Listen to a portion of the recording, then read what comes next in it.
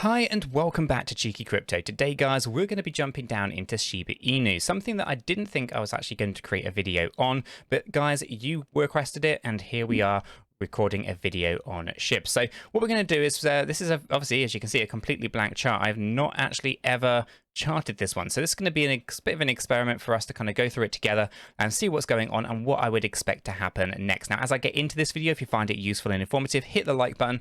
I really do appreciate that. If you happen to be new to the channel, why not go ahead and subscribe, tap the bell, select all notifications, and in doing so, you will be kept up to date with everything that we do here at 𝗕𝗘𝗪𝗧𝗏. If you want to be kept up to date with more things like SHIB, then why not go ahead and check out our Discord? Links in the description down below. Fantastic community talking crypto 24/7, and you know, it's completely free. I don't think you'll be disappointed by what you find down there. If you're looking for a little bit more from the crypto space, you'll also find links to our Patreon services down in the description below as well. And you know, we do various different things in there, from a little bit more trading all the way through to education, etc. So why not check those out if that is your bag? Right, let's jump right into this. Right, so we're on the daily chart to start with.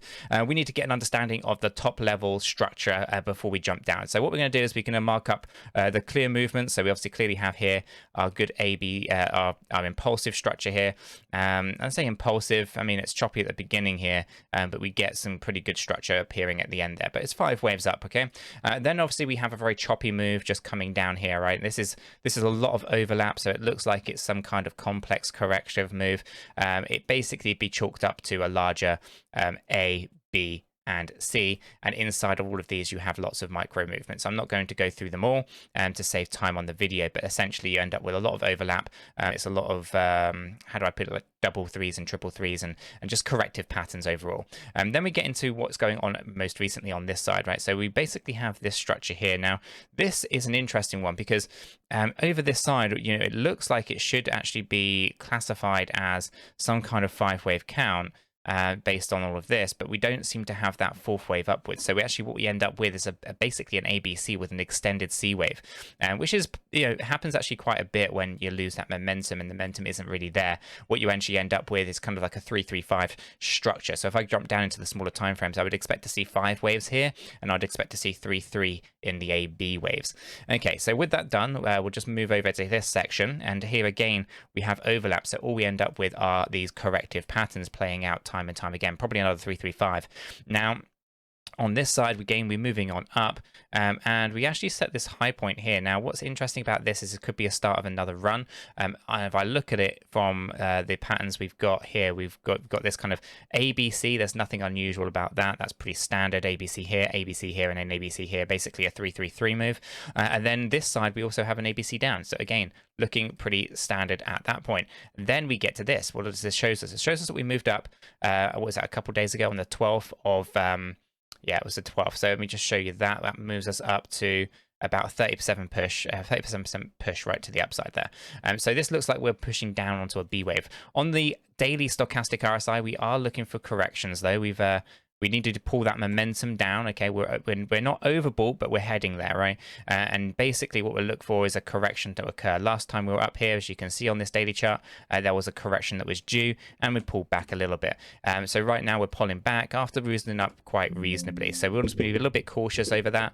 But let's jump down into the smaller time frame. Let's take a look at what's going on there, right? So essentially, if I just pull this back up, we can see these larger movements. We can see that real good structure coming up here, and now we can start to plot out what's potentially going to happen next. Okay, so if we just were to really pay attention to this, let's diving into it in a little bit more detail. So what do we have? Well, we have a pretty reasonable. Let me just get rid of the stochastic. It needs to just make that a little bit bigger here. We've got basically a 1, 2. And it could be an overextended 5, or we could mark it up as 5 waves, with that being a 4th wave there. Alternatively, this pattern here, what do we actually have, which is quite an interesting one. So if we grab hold of our trend lines here, let's just see what's going to play out. Essentially, what we've got. So what I'm looking for is any potential wedge patterns. There is a slight movement here, and then what we look for are the ABC moves, which appear to be here, but this one is throwing us a little bit. So Let me see if I can map that out. If that is our A, that would be B, that would be C, that would be D, that would put us at E. And E would be an unpredictable move anyway, so it can come down lower. We've got 2 touch points as a minimum requirement, but they should potentially have actually been up here like so. We broke out of the wedge, which is fine. I know this might be a bit of a flag to many, but essentially what you actually have is a triangle pattern. This is an Elliott wave triangle with basically a 3, 3, 3, 3, 3 move, but it doesn't look like the E wave has actually finished yet. So the expectation will be that this E wave comes down lower before we move on up.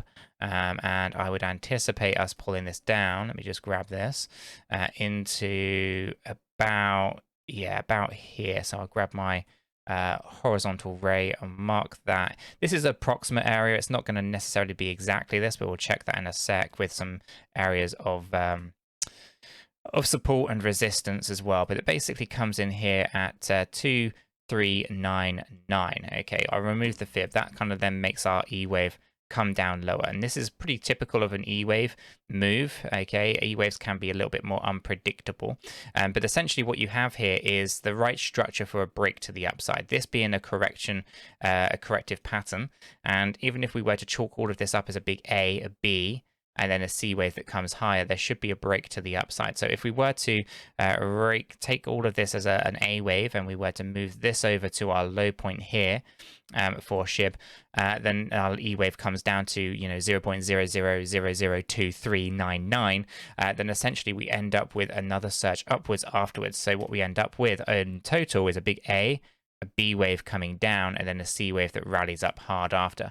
And if we take that percentage point from the low point down here at 2399 and we were to run it up, we're talking about another 37% at that point. Okay, so for the micro movements on SHIB, that's kind of what I'm looking at overall. Now when we bring the stochastic RSI into play, we can see that we need to see this correction, right? Not only is the ABC not complete within that E wave, but we need to move from an overbought area to an oversold area on this hourly chart. Now on the 4 hourly, we're already oversold. On the 8 hourly, we're coming back down a little bit. So again, that's going to be lining up quite nicely. And the daily still has more room to grow.